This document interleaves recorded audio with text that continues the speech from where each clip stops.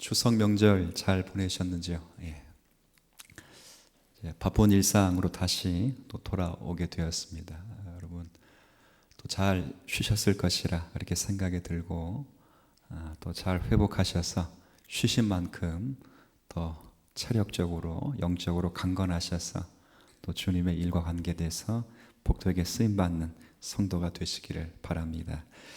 오늘 읽은 이 5절 말씀에 보면 그 중간에 이런 표현이 있어요. 5절 중간에 너희로 하여금 하나님의 나라에 합당한 자로 여김을 받게 하려 함이라, 이렇게 표현이 있습니다. 그래서 제가 제목을 하나님께 합당한 자, 이런 표현을 썼습니다. 그래서 우리 모든 성도들은 오늘 이 내용이 의미하는 바가 무엇인지를 잠시 생각해 보며 교훈 받도록 하겠습니다. 여기서 합당하다는 말을 직역하면 자격이 있다, 그런 말입니다.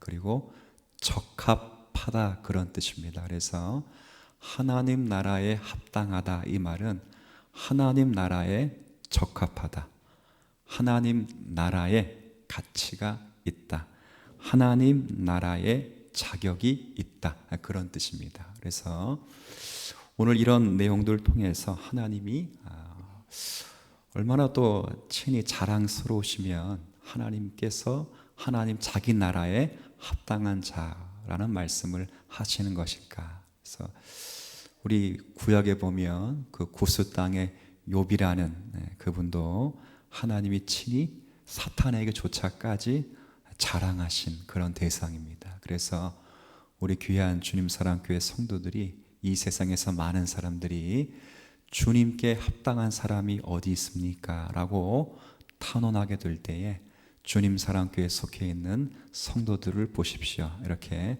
말할 수 있는 그런 성도들 될 수 있기를 또 진심으로 소원해 봅니다. 오늘 본문에서 제가 합당한 자가 어떤 자가 합당한 자입니까? 그걸 말하기 위함이 아니라 우리가 어떻게 해서 합당하게 되지는 않습니다. 여러분 반드시 성경을 읽을 때 주의하셔야 될 것은 우리가 어떻게 해서 합당한 자가 되는 법은 없습니다. 성경을 아무리 찾아봐도 내가 어떻게 해서 하나님께 합당한 자가 되어야 되겠다라는 마음은 갸륵한데 그 소원을 우리가 이룰 만한 힘이 없습니다. 하나님께 합당한 자가 되도록 하시는 것 또한 하나님이 일하시는 것이에요. 그래서 하나님께서 우리를 어떻게 합당한 자로 세우시는가, 오늘 본문은 그 이야기를 하고 있는 거예요. 다시 말씀드립니다. 하나님께 합당한 자, 내가 어떻게 해야 하나님께 합당한 자가 되는가, 이 이야기를 하자는 것이 아니라 사도 바울은 데살로니가 성도들을 위로하면서 쓴 편지의 내용은 하나님이 그들을 어떻게 합당한 자로 만들어 가는가, 그 이야기를 하는 것입니다. 그래서 내가 어떻게 합당한 자가 될까, 그런 방법과 어떤 내용, 그런 것을 연구하게 되는데, 그러나 여기에는 그 반대로 하나님이 어떤 과정을 통해서 우리를 합당한 자로 빚어가신다, 그런 내용으로 성경이 우리에게 주어져 있습니다. 그 답은 5절에 있습니다. 제가 5절을 다시 한번 읽어볼 테니까 한번 보십시오. 앞에 접속사를 썼습니다. 이는이라는 표현은 그래서 4절과 연결된 표현이겠죠. 이는 하나님의 공의로운 심판의 표라, 이렇게 되어 있습니다. 그래서 무엇이 하나님의 공의로운 심판의 표인가? 그럴 때 4절입니다. 이는 그랬으니까 4절에 그러므로 너희가 견디고 있는 모든 박해와 혼란 중에서 너희 인내와 믿음으로 말미암아, 이렇게 되어 있어요. 그래서 이 말은 뭐냐면 성도들이 받는 고난과 박해가, 성도들에게 받는 고난과 이 박해는 세상의 한편으로 말하면 세상이 심판을 받는다고 하는 표라, 그렇게 성경이 우리에게 말씀해 주고 있습니다. 바꿔 말하면 세상이 교회를 심판하는 것은 다른 게 아니라 세상이 하나님의 심판을 받고 있다는 표로서 교회를 심판하고 있다. 성경은 그렇게 우리에게 말씀하고 있는 거죠. 마치 이것과 똑같습니다. 이게 이제 어둠에 빛을 비추게 되면 이 사람들은 빛을 싫어하고 어둠을 좋아한 까닭에 이 빛을 핍박하고 빛을 내쫓는 그런 결과가 있게 됩니다. 그래서 마찬가지 이 세상이 교회를 핍박하는 것은 교회를 만들어가는 그 어떠함 이전에 이미 세상이 하나님께로부터 심판을 받고 있다고 하는 표로서 증거되고 있다. 그것이 참 중요한 내용 가운데 하나입니다. 제가 조금 다른 이야기인데 이해를 돕기 위해서 한번 조금 이야기를 좀 해볼게요. 제가 어떤 설교를 하나 듣는데 그 설교 내용 속에서 하나의 예화를 제가 들은 게 있는데, 이건 세상 사람들이 어두움을 좋아하는 그 정도의 수준이 아니라 믿는 사람들조차도 속성상 이 어두움을 좋아하는 속성들이 있다. 그런 내용의 한 부분으로서 예화가 진행되고 있는 그런 예화입니다. 이제 한 시골 마을에 조용한 시골 마을에 한 사람이 귀농을 해서 그 교회에 등록을 하게 됐어요. 그런데 그 교회에 등록된 이 부부가 서울에서 이제 귀농하러 와서 등록한 부부인데, 나이는 잘 이제 50대 중후반 됐겠죠. 그런데 얼마나 이 부부가 인고 부부냐면 아주 서로가 서로를 위하고 격려하는 면이 참 보기가 좋을 정도. 그리고 더더욱은 이제 그 사람들의 말에 의하면 눈꼴사 나와서 못 볼 정도로 이게 남편이 아내를 챙기는 그런 면이 참 강했습니다. 그래서 교회에 어떤 현상이 일어났냐면, 이제 그 교회는 이제 가부장적인 그런 제도가 팽만히 있던 그런 교회이기 때문에 여자 성도들이 집에서 남편들에게 무시를 좀 많이 받았던 모양일 것 같습니다. 그러니까 새롭게 등록한 부부가 남편이 아내를 그렇게 위로해 주니까 이 교회에 있는 성도들이 내심 생각하기로는 우리 남편도 그렇게 바뀌기를 바란다, 그런 마음이 있었고, 그 남편이 그 아내, 그러니까 새로 오신 부부의 아내가 대단히 부러운 거예요. 왜냐하면 남편으로부터 지극히 존대한 대접을 받으니까 부럽죠. 그래서 많은 사람들은, 그래서 주위 사람들은 그 부부 때문에 교회에서 변화가 일어날 줄 알았대요. 어떤 변화가 일어났냐면 그 교회 성도 남자들도 자기 아내를 어떻게 해주기를 기대했을까요? 존귀 여겨줄 줄 기대했죠. 근데 시간이 몇 달이 지나고 어떤 결과가 일어났냐면 그 교회 남자 성도들이 작정하고 새로운 그 부부를 교회에서 쫓아내는 일이 있었습니다. 이게 실제 있었던 일이죠. 왜 그럴까요? 나는 그렇게 못한다는 거예요.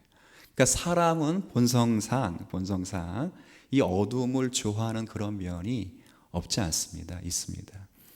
세상 사람들도 교회를 핍박하는 이유는 다른 것이 아니라 자기가 어두움에 속했다는 것을 증거하는 표현으로 여러분을 박해하는 거예요. 물론 우리 교회가 박해를 받을 때 도덕적인 것으로 박해받는 것은 신앙인들이 고치고 교회들이 반드시 수정해야 될 내용이지만, 그 세상이 교회를 핍박하는 그 지향성은 항상 동일했습니다. 왜냐하면 예수 그리스도에게 우리는 속해 있고 그들은 세상에 속해 있기 때문에 그런 거죠. 그래서 예수님이 오죽했으면 그런 말을 했어요.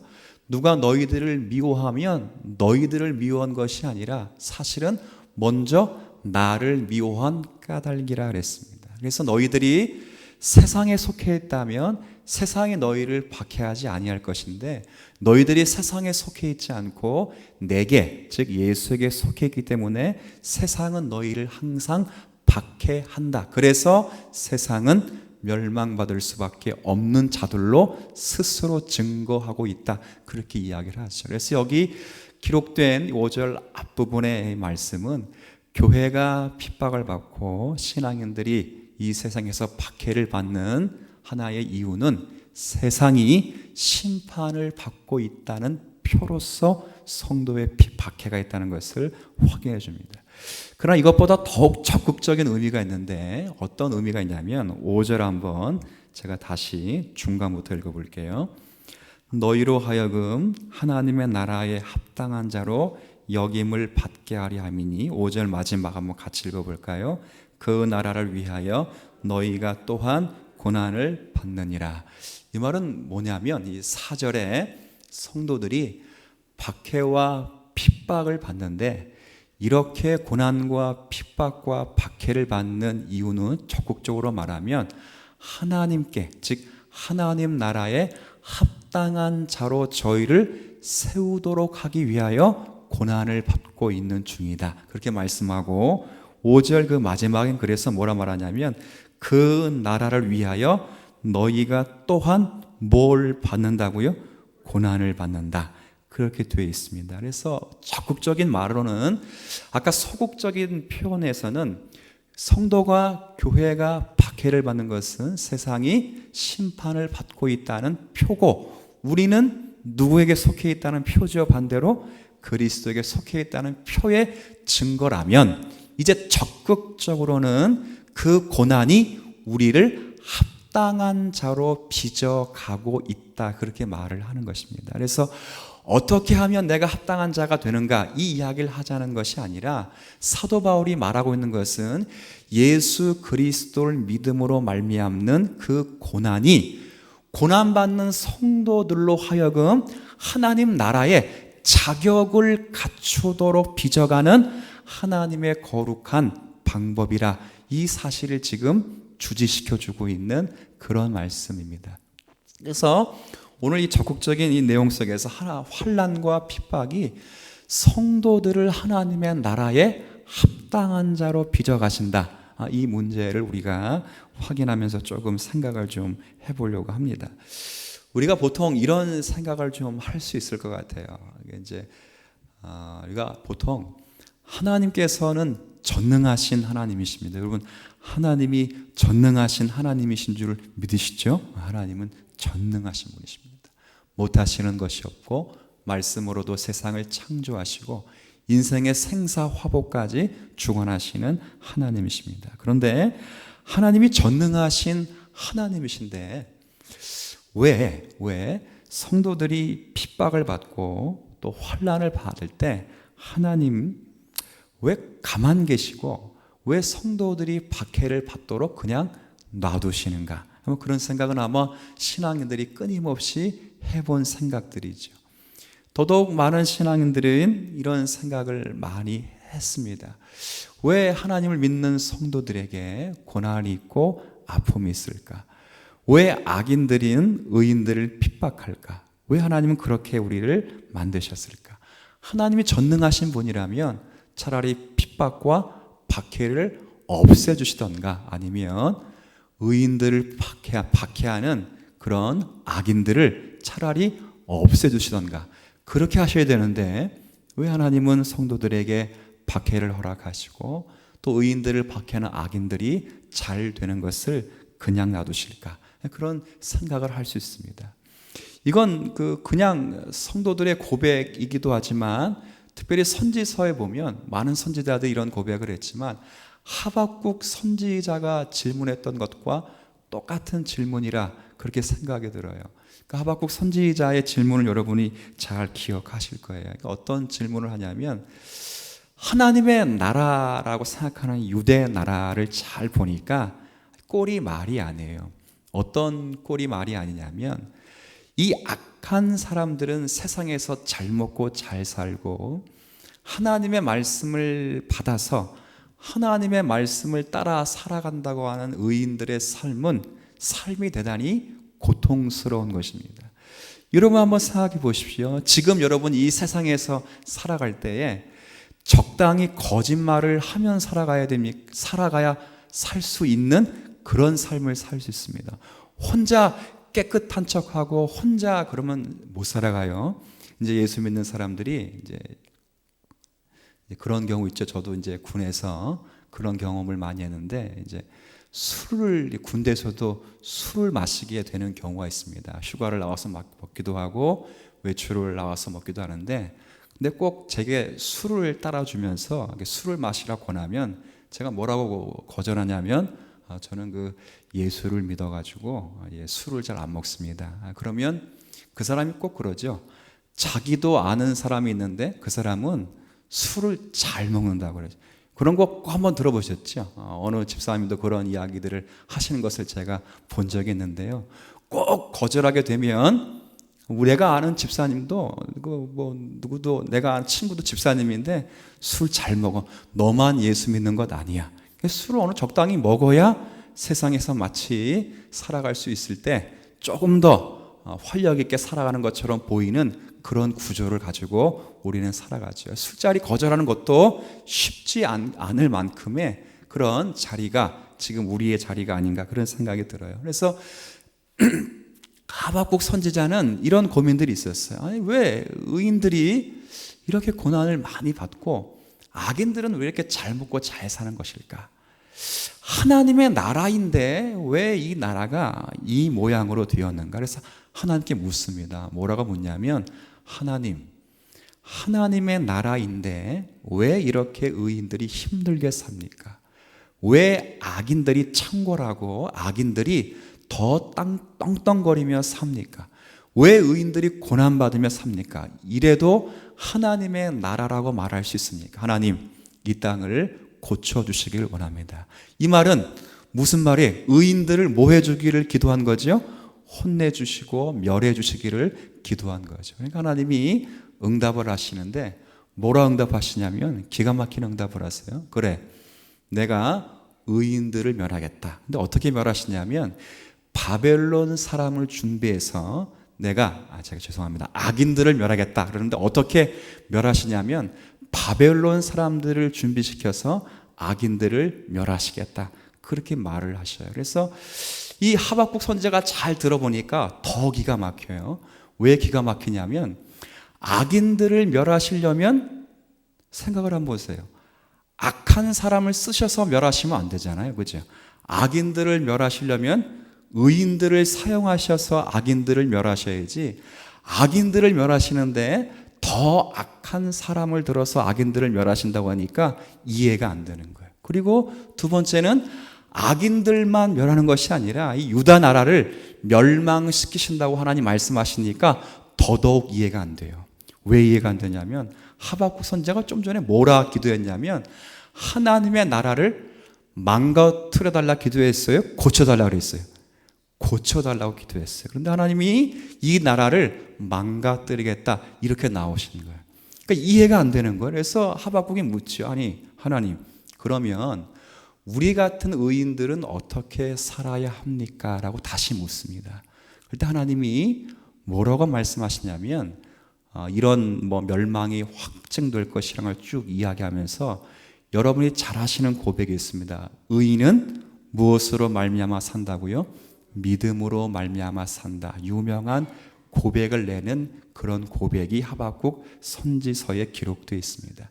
이 말은 의인들은 세상이 잘 산다고 해서 잘 사는 것이 아니라 세상이 경제가 좋거나 세상이 정치적으로 안정하다고 이 믿음의 성도들이 잘 사는 것이 아니다. 성도는 세상이 박해가 오든 세상에서 성도들이 살만하든 관계없이 성도는 무엇으로 살아가야 된다고요? 믿음으로 살아가는 존재다. 그 이야기를 해주는 것입니다.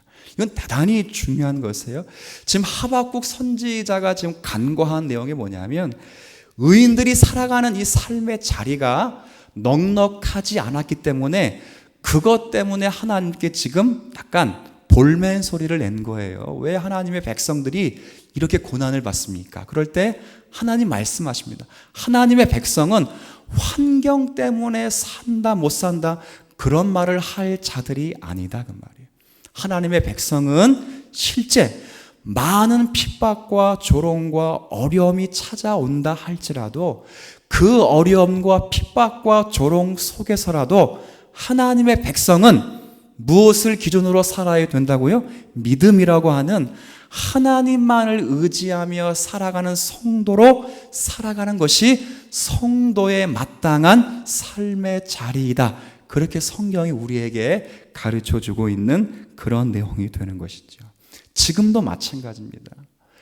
이런 그 성도들의 볼멘 소리, 성도들의 탄식 소리는 지금도 많이 우리 주변에 끊임없이 들릴 만한 하는 그런 이야기로 들려집니다. 여러분, 그 성도님들이 교회에서 또 교회가 세상에서 많이 받는 조롱 가운데 하나가 뭐냐면 이런 것들이에요. 이제 어릴 때는 그런 것을 유치하게 받았지만 어른들은 조금 다르게 아마 질문을 받겠지만 핵심은 똑같습니다. 하나님이 살아 계시다는 것을 내게 뭐해 보이라는 거죠? 믿을 수 있도록 눈에 보이도록 한번 보여달라는 거예요. 그런 질문 한 번쯤은 다 여러분들이 비슷하게 받아봤을 것입니다. 하나님이 살아계신 것을 한번 보여줘 봐라 그 말이에요. 어떻게 보여줘 보는가 그럴 때 이럴 수도 있어요. 어떤 믿지 않는 사람이 내가 지금 하나님을 욕을 할 테니까 하나님이 살아계시면 벼락을 한번 쳐서 나를 한번 쳐봐라. 뭐 그렇게도 하나님 앞에서 믿는 성도들을 조롱할 수도 있겠죠. 근데 이런 조롱은 우리만 받는 것이 아니라 모든 성도들이 같이 받았던 시대의 질문이었고, 더더욱 재미있는 것은 예수님도 이와 같은 질문을 예수님의 사역 내내 받으셨습니다. 언제 가장 많이 받으셨냐면 예수님께서 십자가를 지시며 십자가 상에 계실 때에 바리새인들과 로마 병정들이 예수님을 조롱하면서 뭐라고 조롱하냐면 너가 정말 하나님의 아들이라면 십자가에서 뭐해 보라 그랬죠? 내려와 보라 그랬습니다. 이 말은 속담을 먼저 인용한 거예요. 뭐 어떤 속담이냐면 의원아 너를 먼저 고친 다음에 환자를 고쳐라라는 유대인의 속담을 인용한 것입니다. 너가 구원자라면 하나님의 아들로 이 세상을 구원하러 온 자라면 남만 구원하지 말고 누구 먼저 구원해 보라고요? 너부터 구원해 봐라. 그렇게 이야기를 하는 거예요. 조롱한 거죠. 그러니까 의사가 이렇게 한번 생각해 보세요.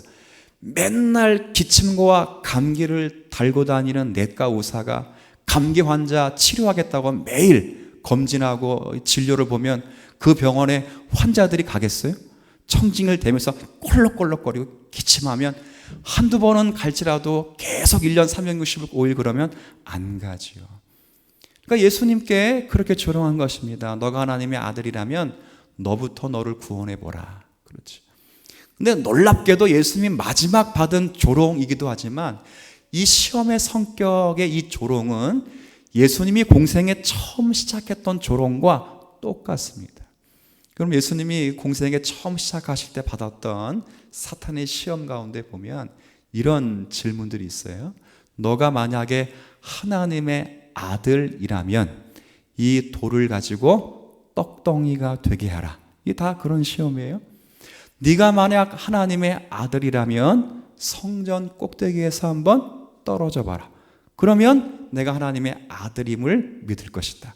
얼마나 좋은 기회 아니겠습니까? 제가 그런 말씀을 이렇게 묵상해 보면서 그런 생각 들어요. 만약에 예수님이 정말 돌을 떡덩이로 만드셨다면 한번 이런 질문을 해볼게요. 이 세상에서 굶어 죽는 사람이 있을까요? 없을까요? 없지요. 없을 거예요. 그렇죠? 참 신기하지 않겠어요? 돌을 떡덩이로 만들 수 있다면 예수님이 그걸 목적으로 해서 오셨다면 이 세상에서 죽어가는 사람, 배가 고파서 죽어가는 사람은 아무도 없어요. 그렇죠? 그냥 놀고 먹어도 돼요. 그리고 성전 꼭대기에서 실제 예수님이 떨어졌는데 안 다쳤어요. 그러면 작년인가요? 우리 세월호 사건이 1년 좀 넘었죠. 세월호 사건 같은 것이 우리나라에서 일어날까요? 안 일어날까요? 안 일어나죠. 정말 예수님이 오신 목적이 그것이었다면 하나님의 아들을 그런 것으로 증명하셨더라면 우리는 굶어 죽지도 않고 안전사고 나지도 않아요. 수련회 보내놓고 애들이 그 수련회 동안 안전사고 날까 안 날까 그런 걱정을 할 필요가 없어요. 근데 예수님은 그런 시험에 응수하지 않으셨어요. 왜 안 하셨을까요? 왜? 예수님이 돌을 떡덩이로 못 만드셔서 그러셨을까요? 아니요. 성전에서 떨어지시면 뭐 다리 하나가 부러지실까봐 혹시나 하는 것 때문에 걱정되셔서 안 떨어지셨을까요? 아니요. 하나님의 아들이라는 것을 그런 것으로 증명하기를 아버지 하나님께서 기뻐하시지 않으셨기 때문에 안 하셨던 거예요. 하나님이 허락하셨다면, 아버지 하나님이 만들어라 그랬으면 돌을 가지고 떡덩이로 만드셨겠죠. 하나님 아버지께서 성전에서 떨어져라 그러면 예수님이 떨어지셨겠죠. 그러나 하나님의 아들은 초자연적인 것으로 인간의 어떤 필요를 채워주기 위하여 하나님의 아들을 증명하기를 하나님은 원하지 않으셨고, 예수님도 거기에 순종하기를 기뻐하셔서 수많은 기적, 말씀으로 바다를 잔잔케 하시는 창조주의 능력을 가지셨음에도 불구하고 인간의 필요를 채우는 데서는 자기의 능력을 발휘하지 않았습니다. 예수님의 모든 능력은 무엇을 지시는데 발휘되었냐면 십자가를 지는 것에 다 발휘되었습니다. 그러니까 예수님이 가지신 신적인 모든 능력은 우리의 필요를 채워주기 위하여 베푸시는 그런 능력이 아니라 당신께서 죄와 허물 가운데 죽었던 우리를 살리시기 위하여, 십자가를 지시기 위하여 당신이 가지신 모든 능력과 하나님의 되심, 하나님의 어떠하심이 거기에 다 폭포수같이 쓰임 받았다는 것이 성경이 우리에게 하시고 싶어 하시는 말씀이고 내용이라는 거죠. 제가 오늘 왜 이런 말씀을 드리냐면, 지금 성도들은, 이 데살로니가 교회의 성도들은 수없이 많은 조롱과 핍박 속에 있습니다.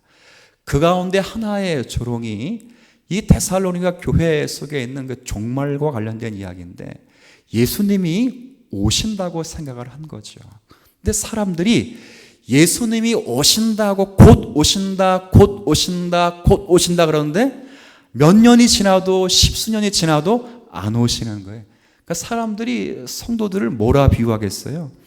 너가 예수님 곧 오신다고 했는데도 안 오신다. 얼마나 많은 조롱을 받았겠습니까? 예수 믿는 것 때문에 얼마나 많은 고난을 받았겠습니까? 여러분 생각해 보십시오. 옛날에도 지금부터 약간 2000년 전이라 하십시다. 2000년 전에 이전에 쓰여졌던 이 성경에도 예수님이 곧 오신다고 했는데도 안 오셨는데, 여러분도 지금 예수님이 언제 오신다 그러면 뭐라 말씀하세요? 곧 오신다고 그러죠. 똑같은 세상 사람들이 볼 때는 거짓말 같은 거짓말을 하고 있다 그 말이에요. 조롱거리를 안고 살죠. 고난과 핍박을 받을 수밖에 없는 성도의 자리에 있습니다. 왜요? 신분이 다르고 소속이 다르기 때문에 세상 사람들이 추구하는 내용과 신앙인들이 하나님 앞에서 추구해야 될 신앙의 내용이 다르기 때문에, 세상은 성공을 추구하고 세상은 명예와 자신의 신분을 추구하는데, 성도들은 거룩을 추구하고 생명을 추구하고 사랑을 추구해야 되는 신앙인이기 때문에 이 땅에서 반드시 조롱과 고난과 핍박을 받으며 살아가고 있는 자들이란 말이에요. 근데 예수님도 그런 핍박과 조롱을 받을 때, 예수님도 그런 핍박과 조롱을 무엇으로 이기셨냐면 자신이 가지신 능력을 사용해서 이기신 것이 아니라 하나님의 말씀으로 묵묵히 그 고난을 참으셨던 것처럼, 여러분이 이 땅의 고난 속에서 이 고난을 없애주시기를 위하여 기도하지 마시고 이 고난을 이겨내도록 하시는 주님의 은혜를 붙잡도록 여러분이 기도하시는 것이 예수님의 말씀으로 세상을 이기신 그 내용의 핵심이라는 것이죠. 그래서 고난은 주님이 고난을 고난받는 성도를 도우실 때 고난을 없애주시는 방식으로 도와주지 않아요. 여러분 반드시 아셔야 돼요. 여러분이 있는 고난을 마술처럼 하나 둘 셋 다 없애주는 것이 아니라 그 고난을 잘 인내하고 참도록 주님이 여러분을 도와주신다는 것이 성경이 우리에게 하시고 싶은 귀한 말씀이란 사실을 여러분이 확인해 두시면 좋을 것 같습니다. 성경 하나 우리 확인해 보도록 할게요. 베드로 전서 말씀 한번 보시죠.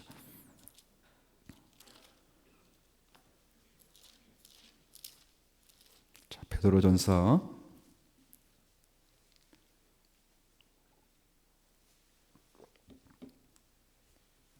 자, 베드로전서 1장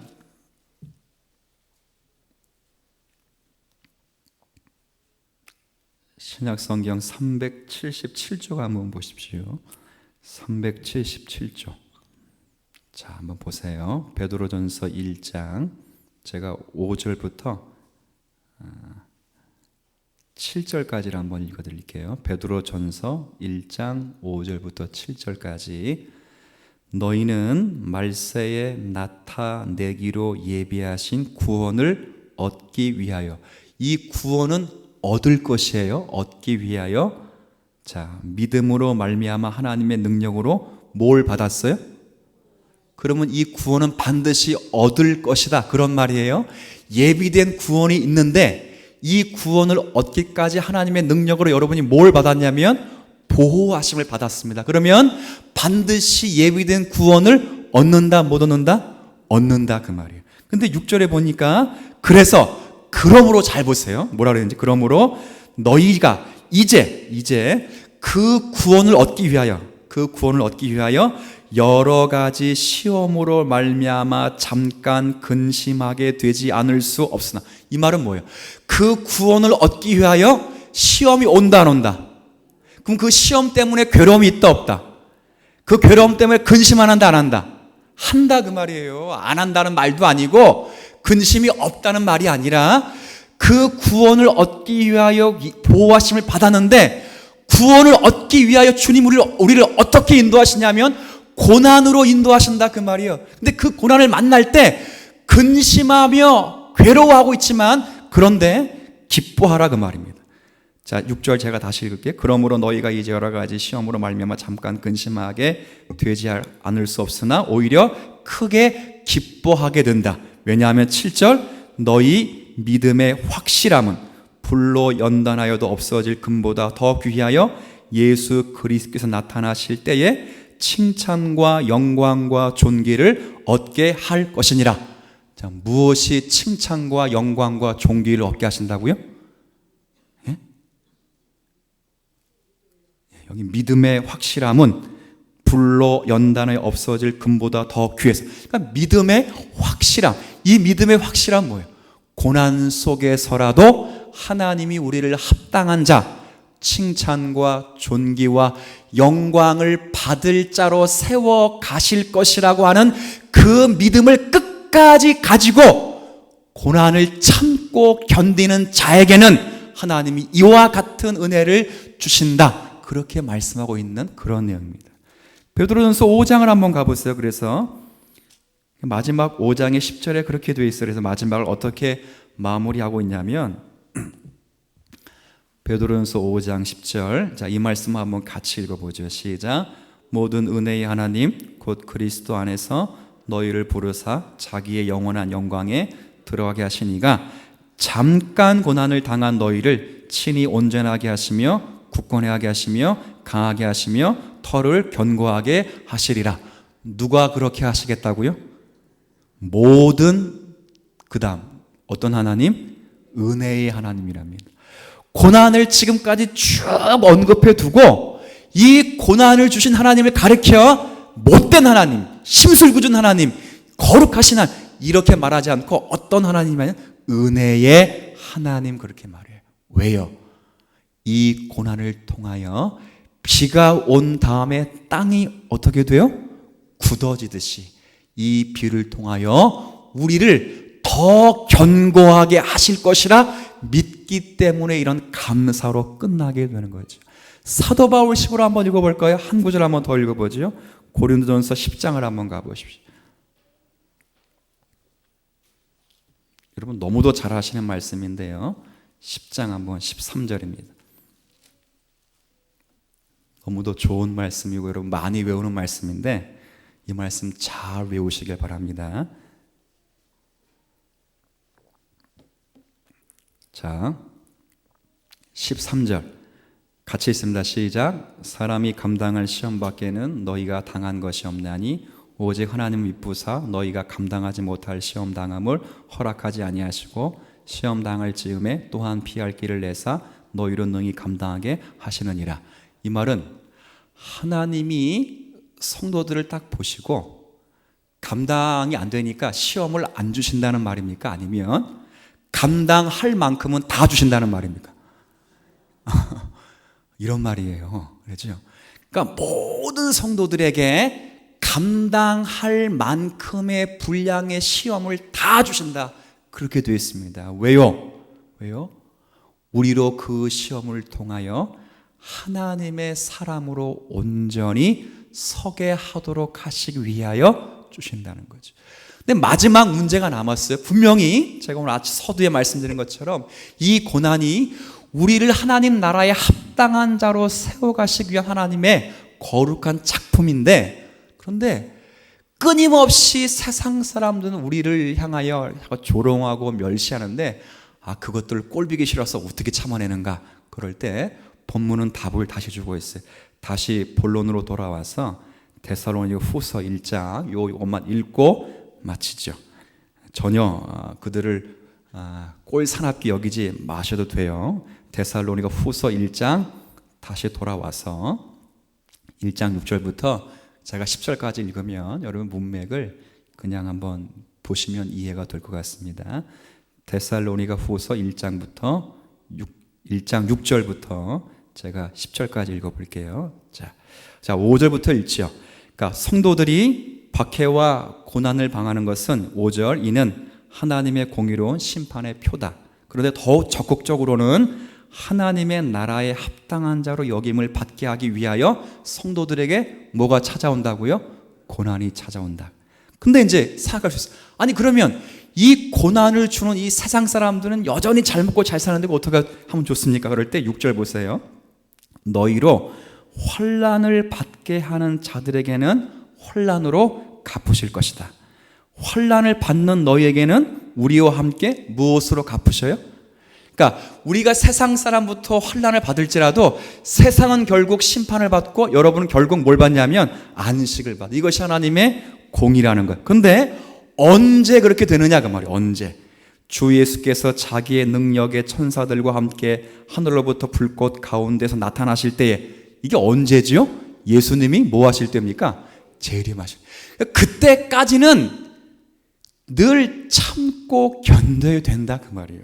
8절에 하나님을 모르는 자들 그리고 예수의 복음에 복종하지 않는 자들에게는 형벌을 내리십니다. 9절에 이런 자들은 주의 얼굴과 그의 힘의 영광을 떠나서 영원한 또한 형벌을 받게 될 것입니다. 그러면 10절에 저와 여러분들은 어떻게 되는가?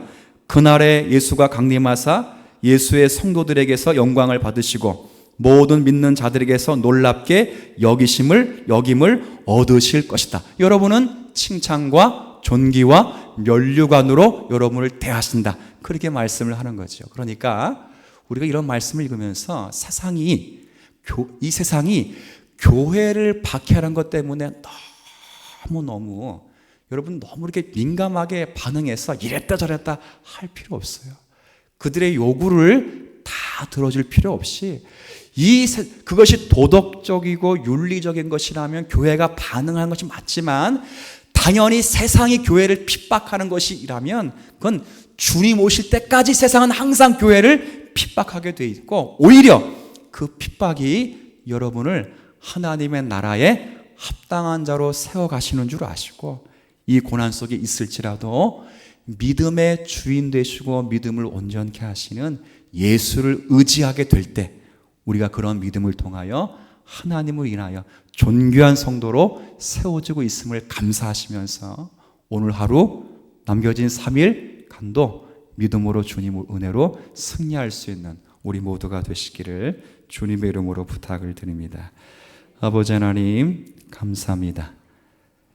이 땅에서 성도들이 고난받는 이 고난의 현장이 소극적인 의미에서는 세상이 심판받는 표일 수 있으나 그러나 적극적인 의미에는 성도들을 하나님 나라에 합당한 자로 세워가시기 위하여 주님이 우리를 훈련하시는 하나의 또 방법임을 우리가 확인하게 될 것입니다. 주님의 재림하실 그때에 모든 것이 완전히 이루어질 그날을 소원하면서 이 땅에 많은 어려움과 고난이 있을지라도 그 가운데서도 우리를 빚어가시는 하나님의 예민한 손길을 바라보며 묵묵히 주님만을 의존하며 살아가는 성도들이 다 될 수 있도록 은혜를 더하여 주옵소서. 그래 어려움 중에 있을지라도 이 고난이 내게서 떠나가기만을 구하는 자가 아니라 이 고난이 지나간 다음에 내가 어떤 사람으로 빚어질까, 내가 얼마나 하나님을 더 많이 알까 기대감을 가지고 주님께 기대하며 집중하는 성도들이 되도록 역사하여 주옵소서.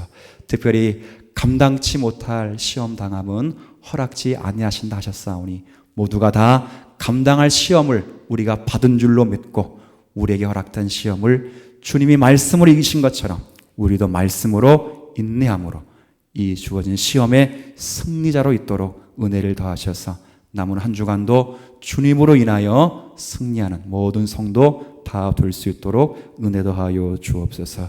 예수님의 이름으로 기도 올리옵나이다. 아멘.